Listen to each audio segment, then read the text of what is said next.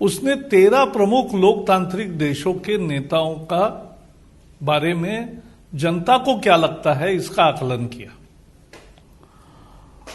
और भारत के लिए गौरव का विषय है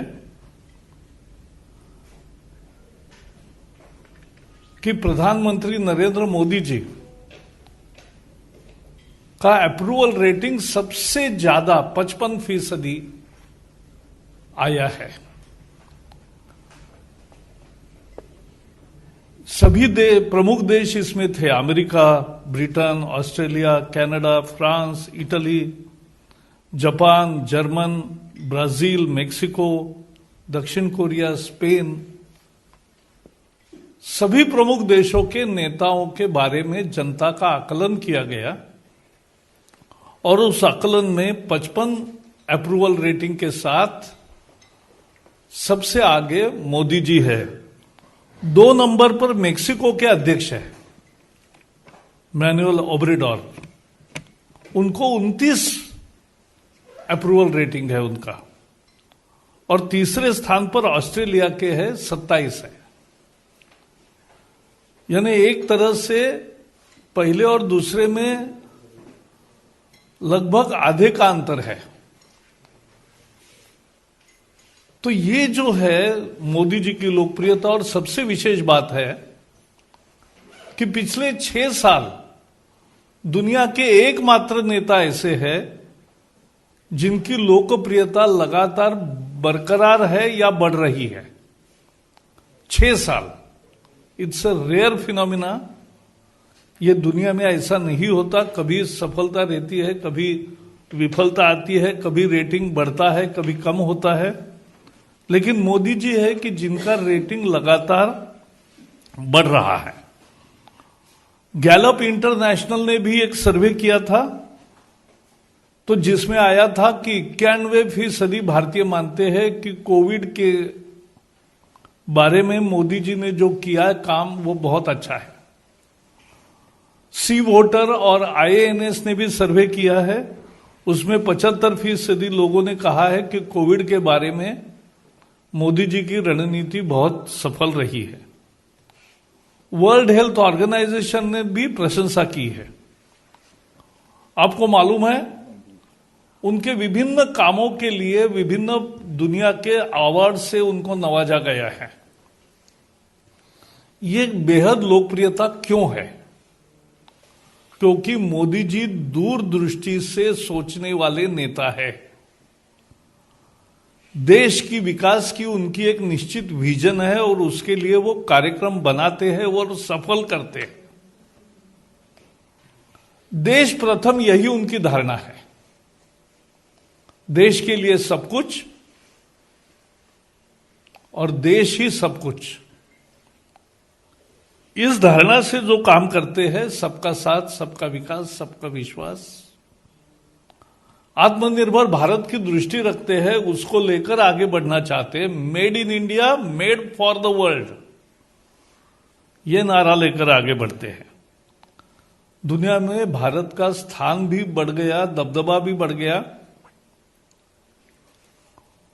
आज हमारे पार्टी के अध्यक्ष जगत प्रसाद नड्डा जी ने भी इस आकलन के बाद मोदी जी की भूरी भूरी प्रशंसा करके अपना ट्वीट किया है। हम अगर देखेंगे कि पिछला साल एक तरह से कोविड का वर्ष था, लेकिन इस वर्ष में मुझे याद है जनवरी के कैबिनेट मीटिंग्स में, यानी भारत में 30 जनवरी को पहली केस आई, लेकिन उसके पहले से चीन में हुआ था, तो उसके साथ ही उन्होंने मंत्रिमंडल के सभी साथियों को यह अवगत कराया कि ये एक गंभीर संकट आ रहा है और इसका ढंग से मुकाबला करना चाहिए। तो ये पहले से स्वयं जागरूक थे। संकट आने के बाद नहीं जागे हैं, पहले जागे हैं और उसका काम किया है। लोगों को साथ लिया। कोरोना योद्धा एक नई टर्म तैयार हुई जो फ्रंटलाइन वर्कर्स है हेल्थ में, और पुलिस भी होंगे या बाकी भी लोग होंगे जो समाज की व्यवस्था रख रहे हैं, उनके लिए उन्होंने, लोगों ने थाली बजाओ, घंटानाद करो कहा, और देश भर 120 करोड़ 130 करोड़ लोग उसमें सहभागी हो, यह अद्भुत नजारा हमने देखा है। ऐसे ही कोरोना योद्धाओं के लिए दिए जलाने का भी आह्वान किया था, वो भी आया तो जनता को सहभागी करके लिया इस मिशन कोरोना में, कोरोना से युद्ध किया और लोगों को जागरूक रखा। और बहुत सिंपल नारे उन्होंने गढ़े, 2 गज दूरी, मास्क है जरूरी। दूसरा नारा भी सब में लोकप्रिय हुआ, जब तक दवाई नहीं तब तक ढिलाई नहीं। और अब तीसरा, दवाई आने के बाद उन्होंने तीसरा नारा दिया है, दवाई भी कड़ाई भी। तो सावधानी बरतने का अभी भी उनका सलाह सब देश को है। उन्होंने समय पर लॉकडाउन किया, इसलिए देश का नुकसान कम हुआ, नहीं तो 130 करोड़ के देश में यह बीमारी भयंकर रीति से फैल सकती थी। अमेरिका में 3 करोड़ लोगों को इन्फेक्शन हो गई। हमारा कितना हो सकता था। और आज दुनिया का सबसे ज्यादा रिकवरी रेट 97% यह भारत का हो गया। ये प्रधानमंत्री की दूरदृष्टि की सोच और योजना, ये जिस तरह से किया उसके कारण ये हुआ है। हमारे यहां पीपीई नहीं बनता था, पर्सनल प्रोटेक्टिव इक्विपमेंट, मास्क नहीं बनता था, वेंटिलेटर नहीं बनते थे। आज ये सब देश में बन भी रहे हैं और बाहर भी अन्य देशों को हम दे रहे हैं। इतनी बड़ी, कितने लोगों को संक्रमण होगा पता नहीं था, तब उन्होंने बेड्स की योजना की, आइसोलेशन के बेड्स भरपूर हो, आईसीयू के बेड्स भरपूर हो, और उसके साथ साथ सभी स्वास्थ्य सेवा को इकट्ठा करते हुए नई योजनाएं भी की कि रेलवे के डिब्बे में भी अगर जरूरत हो तो कुछ मरीजों को रखा जा सकेगा। इस तरह की योजना करी, ये दुनिया में कहीं नहीं हुआ, वो उन्होंने करके दिखाया। दुनिया को पूरी दवा दी, हमारी हाइड्रोक्सो क्लोरोक्विन और बाकी भी दवाएं जो भारत की वैक्सीन्स और बाकी उपयोगी थे इस ट्रीटमेंट में, वो 80 से अधिक देशों में उसको रवाना किया। आज भारत शायद एक देश है कि जहां 4 वैक्सीन्स लाइन में तैयार हो रहे हैं। एक कल मान्यता मिली है इमरजेंसी प्रयोग के लिए सीरम के कोविशील्ड को, फिर भारत बायोटेक का आ रहा है, झाइडेक बायोटेक का है, और रशिया का जो स्पुतनिक आया है उसका भी हेटेरो कंपनी कर रही है। तो पूरी व्यवस्था देश भर में, उसका कोल्ड स्टोरेज की व्यवस्था, उसके ड्राई रन की व्यवस्था, आज पूरे देश भर में ड्राई रन हो रहा है। एक ऐप होगा, आप सभी लोग भी फ्रंटलाइन ही है एक तरह से, आपको केवल रजिस्टर करना है, फ्रंटलाइन वर्कर को प्रायोरिटी है, आपको नंबर आएगा, उस स्थान पर जाके आपको टीका लेना है। तो इतनी सुचारू व्यवस्था, ये सब उनके नेतृत्व की एक परिचय इस 1 वर्ष के संकट में मिला है। क्योंकि कोरोना जैसे संकट में सामना करते समय नेतृत्व की एक तरह से परीक्षा होती है, और इस संकट का जिस तरह से मोदी जी ने मुकाबला किया, उनकी लोकप्रियता और बढ़ी है। और इसलिए मैं मानता हूं कि ये पुरस्कार आकलन और सर्वे का जो नतीजा है वो बहुत महत्वपूर्ण है। वो दिखा रहा है कि भारत आज किस पोजीशन में है और मोदी जी कितने समर्थता से इसका नेतृत्व कर रहे हैं, दूरदृष्टि से योजना कर रहे हैं, कमिटमेंट के साथ काम कर रहे हैं। और इसलिए दुनिया में आज इतने बड़े देशों के, लोकतांत्रिक देशों के प्रमुखों में उनका स्थान लगातार बरकरार भी है और लोकप्रियता बढ़ रही है। यही आज मुद्दा था। जस्ट अंत में कहूंगा कि उनको केवल 1-2 साल में जो पुरस्कार मिले वो भी अगर ध्यान रखेंगे कि global goalkeeper award Melinda Gates foundation ने, जो हमने शौचालय से लेकर सभी स्वास्थ्य सेवाओं में जो आयुष्मान भारत से लेकर काम किया उसके लिए दिया। King Hamad order of Renaissance पूर्व खाड़ी के सभी देशों के साथ जिस तरह से संबंध बनाए, मालदीव का भी निशान इजुद्दीन, ये बहुत बड़ा अवार्ड उनको मिला। ऑर्डर ऑफ सेंट एड्रयूज अपोस्टल, ये भी अवार्ड से उनको नवाजा गया। ऑर्डर ऑफ जायद, ये संयुक्त अरब अमीरात ने उनको पुरस्कार दिया। सियोल शांति पुरस्कार मिला 2018 में, 2 साल पहले, वो भी आपको मालूम है। और फिलिप कोटलर प्रेसिडेंशियल अवार्ड मिला। तो ये सारे अवार्ड बया यही करते हैं कि एक सक्षम नेतृत्व भारत को मिला है, एक दूरदृष्टि का नेतृत्व मिला है और उस नेतृत्व के तहत भारत एक तरक्की तेजी से आगे बढ़ रहा है और विश्व में एक प्रमुख ताकत बन के उभर रहा है। अब तो स्थायी समिति का भी यूएन में वो अस्थायी सदस्य बन गया है। तो भारत का रोल विश्व में भी रहेगा और भारत की तरक्की और आगे बढ़ेगी। यही मुझे लगता है इस जो मॉर्निंग कंसल्ट संस्था के द्वारा किए गए सर्वे का यही अर्थ है, यह हमें समझना चाहिए। मुझे इतना ही कहना है आज। जी, इस विषय पे कुछ है तो पहले पूछे, फिर बाद में। आपने सम्मान की बात की, लेकिन कांग्रेस और ऑपोजिशन इसको डाइजेस्ट नहीं कर पा रही। ऐसा है, किसी को हजम नहीं होता है, लेकिन उससे वास्तविकता नहीं बदलती।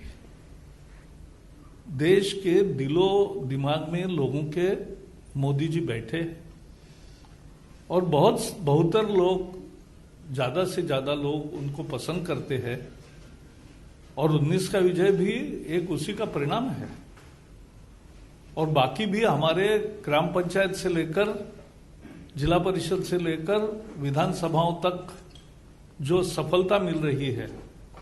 मैं एक उदाहरण बताऊं, मैं पुणे में हमारे यहां पहली दफा बीजेपी को पूरा बहुमत मिल गया कॉरपोरेशन में और 100 हमारे कॉरपोरेटर्स चुने गए।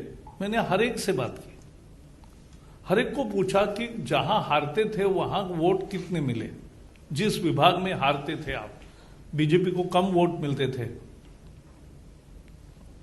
तो कितने हुए, तो वहां बढ़े, बोले झुग्गी झोपड़ी में बढ़े, यहां बढ़े। तो मैंने कहा क्यों, गरीब बस्तियों में बढ़े। तो मैंने कहा क्या कारण है, तो बोले मोदी। एकमात्र कारण, गरीब को लगता है कि देश का भला अगर होना है और हमारा भी उन्नति कुछ होना है तो मोदी जी सक्षम नेतृत्व है। तो वो नगर निगम के चुनाव में भी मोदी जी एक रेफरेंस पॉइंट होता है, यह हमें समझना चाहिए। सर, कोरोना की वैक्सीन हराम या हलाल, इस पर बड़ी एक बहस छिड़ गई है और कंफ्यूजन क्रिएट किया जा रहा है पूरे देश में। इस पर बातचीत, मुझे इसका, मैं टेक्नोलॉजी का आदमी नहीं हूं, इसमें ये तो हर्षवर्धन जी बताएंगे। लेकिन एक सत्य है, अपनी वैक्सीन कारगर है और दुनिया भी इस्तेमाल कर रही है और हमारे यहां भी बाकी जो भी आएगी वो भी परीक्षण के बाद ही आती है। तो वो सेफ, इसमें देखना होता है कि सेफ वैक्सीन है कि नहीं, तो अपनी जो भी वैक्सीन आएगी और रहेगी वो सारी ये रहेगी। सर मेरा सवाल है, पश्चिम बंगाल के गवर्नर ने आशंका जताई है कि चुनाव में भारी हिंसा हो सकती है, क्योंकि जिस तरह से तृणमूल के नेता भड़काऊ बयान दे रहे हैं। अमृत मंडल ने बयान दिया है, कार्यकर्ताओं की अभिष्टियों से पीट कर इनको मार देते हैं। इसको लेकर सर किस तरह से देखते हैं? पश्चिम बंगाल में जिस तरह से हिंसा का खेल तृणमूल कांग्रेस कर रही है, उसको वहां की जनता पसंद नहीं कर रही है और इसलिए लोग बीजेपी के साथ खड़े हैं मजबूती से, और यही आपको दिखाई देगा चुनाव में भी।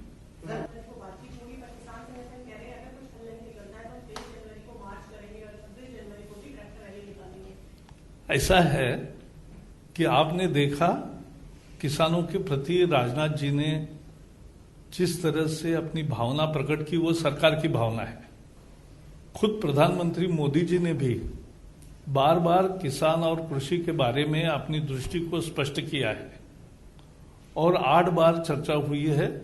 4 तारीख को परसों फिर से होगी और हम तो आशावान हैं कि किसानों की समस्याओं में निजात होगा, उसमें समाधान होगा और समाधान के साथ यह आंदोलन भी समाप्त होगा और सब अपने अपने घरों में लौटेंगे, ये हमें विश्वास है।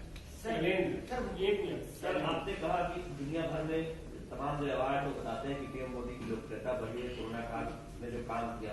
एक तरफ हम देख रहे हैं दुनिया में तमाम नेताओं की लोकप्रियता घटी और उन्हें सत्ता विरोधी लहर का भी सामना करना पड़ा है, एक बड़ा चुनाव हुआ उसमें। और दूसरी तरफ मोदी जी के नेतृत्व में चाहे जिला पंचायत को चुनाव हो, बीजेपी लगातार चुनाव जीती है, तो क्या सबसे अब अपोजिशन को सबक लेना चाहिए जिन मुद्दों पर घेरने की कोशिश? लेकिन अपोजिशन में कुछ नेता ऐसे हैं कि जो सबक लेने को तैयार ही नहीं है। हमें तो खुली प्रतिस्पर्धा का हम स्वागत करते हैं। देश के लिए एक से एक बेहतर कार्यक्रम देने वाले सोच के साथ कोई नेता काम करता है तो उसका तो हम स्वागत करते हैं, किसी भी पार्टी में हो। लेकिन आज एक तरह से एक बैंक्रप्सी जो दिखाई दे रही है वही मूल समस्या है। 23 खरब से ज्यादा का कर्जा बड़े उद्योगपतियों का सरकार ने बीते साल में माफ कर दिया।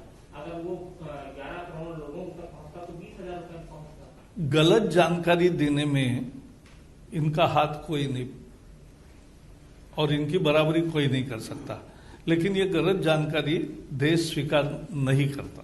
ने बोला है कि Hindu can never be anti national, वो पहले ही पेट्रियाटिक होते हैं, Hindu can never be anti national. आपने कहाँ पढ़ा वो अलग है, मैंने तो कल भाषण नहीं सुना। सुनो सुनो सुनो, मैंने जो पढ़ा वो ये पढ़ा कि मतभेद किसी का अलग हो, मत राय अलग हो, तो भी वो उसके देशभक्ति पर शंका नहीं करनी चाहिए, ये मैंने पढ़ा। आपने क्या पढ़ा वो अलग हो गया।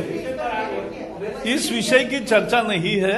आज जो मैंने मूल बताया, आज वर्ष की नई शुरुआत हम कर रहे, तो जिस तरह से दुनिया हमारे नेतृत्व की प्रशंसा कर रही है, लोग पसंद कर रहे हैं, भारत के भी और बाहर के भी, तो ये बहुत महत्वपूर्ण है। और भारत में लोगों की पसंदगी रोज दिन ब दिन बढ़ रही है। 6 साल लगातार कायम है, बरकरार है और वो आगे बढ़ रही है। यही आज की खबर है।